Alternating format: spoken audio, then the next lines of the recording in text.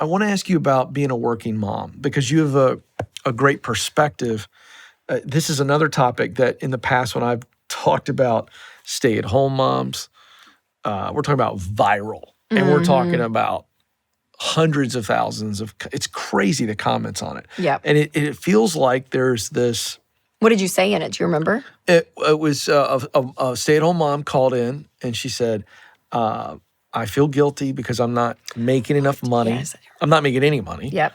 My husband's paying off debt, but I'm home for this. And she gave great reasons. And we both just loved on her and said, look, that role is the greatest role in the world. It is very much a job. Oh, gosh. And all I did was validate her and say, you will never regret doing this in this season. And so you guys have to figure out what enough is. Yep. And you can still get out of debt. You're not going to get out of debt as fast, sure. Yep. But there's so much more ROI on you being at home. Anyway, we posted it.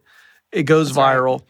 Then the social media team comes to me and says, hey, do one for working moms because there are a lot of working moms in the comments going, not all of us can do that. And there's that side, right? And it's kind of like this. We're like, hey, everybody's cool. Yeah, totally. Okay, and so then I did a post on working moms. Hey, and I said my wife was a working mom for a good season, long season.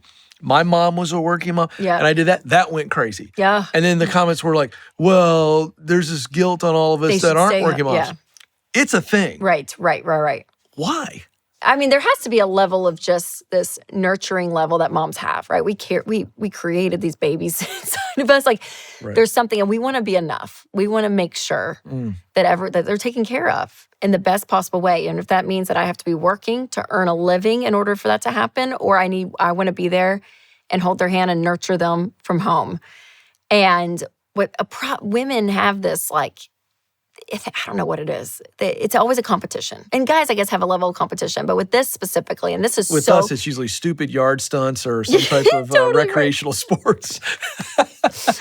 We're like, here's all the stuff. Watch this, what I can do with this beer can off my head. Look at it's this. usually that. Right. Not valuable stuff. Yeah, so I don't know where it stems from. And I think there's always a level when, or at least for me, when I have a big reaction to someone, it's usually because there's a part of me I see in them that I don't like. And so I wonder on both ends, it's kind of the grass is always greener. Tomorrow is a field trip with Amelia and I'm not able to go because I have recordings tomorrow and all of it. And I'm going to her end of the year picnic, but I can't go to this and I have to pick and choose. And would I want to be present all the time? Yes. So when I see stay-at-home moms, I'm like, man, what a gift that you're giving your kids. And then I have to, am I okay? Like, am I giving my kids, if I'm missing things, are they going to be okay?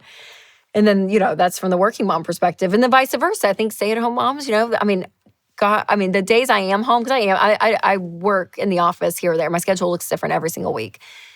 But on days that I am home with them, especially if it's like, a day they're home from school and they're all there, especially when they were little. It's getting less and less of this. But it is, I look at the clock. I remember looking at the clock and it would be 10:30, Ken, and I'd think, I thought it was 2 p.m. Right. How is it only 10:30? Right when they were, I was like, what am I going to do for the rest of the day? Like, it is a sacrifice. Like when you talk about selflessness and you are just giving and giving, like you're making lunch, you're making meals and you're cleaning, and then the messes and you're cleaning and you're playing and it's just a lot. And probably all parents feel that to a degree. But I think for a mom, there's just that natural instinct that you just like herd your little people, and you just want them right there. I think you've actually nailed it. I think you've done such a great job of laying out where that tension lies.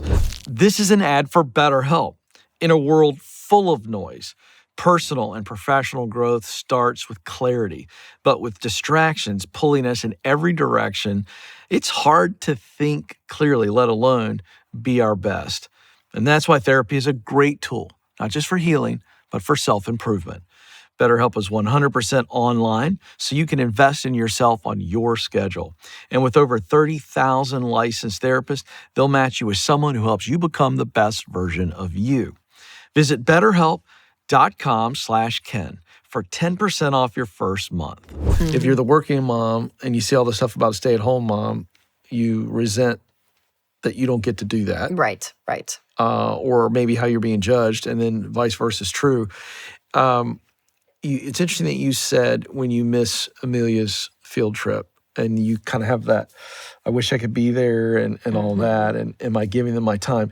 What do you think as a professional mom that you're giving to your 3 kids with what you've done to this day? If you were to never work another day, you walk out of here today and you're like, I'm out.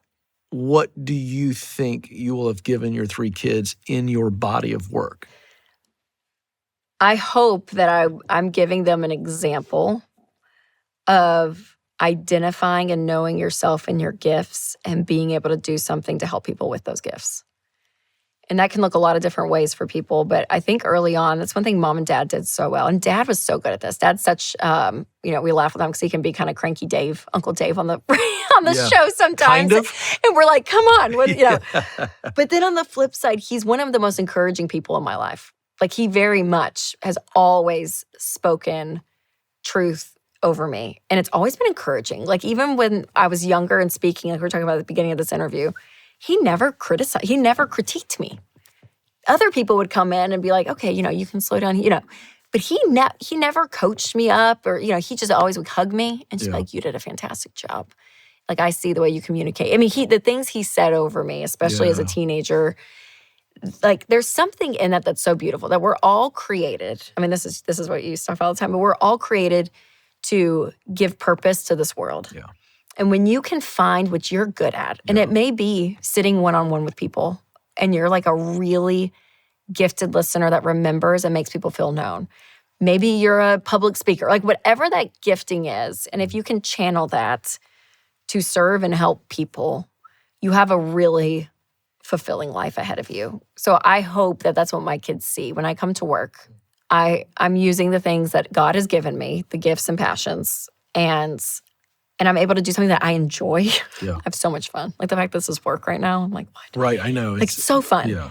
And that I feel like confident and good in it, and then the result is that what we get to do is help people navigate their lives and their money. Like it's just the bonus of it all. And I want them to find that for their lives. Again, I think you can do that as a stay-at-home mom. Like no question. But identify those gifts and know who you are. And your passions may change throughout your life, but there's something beautiful there because it just gives you value, that you're not just kind of like flopping through life.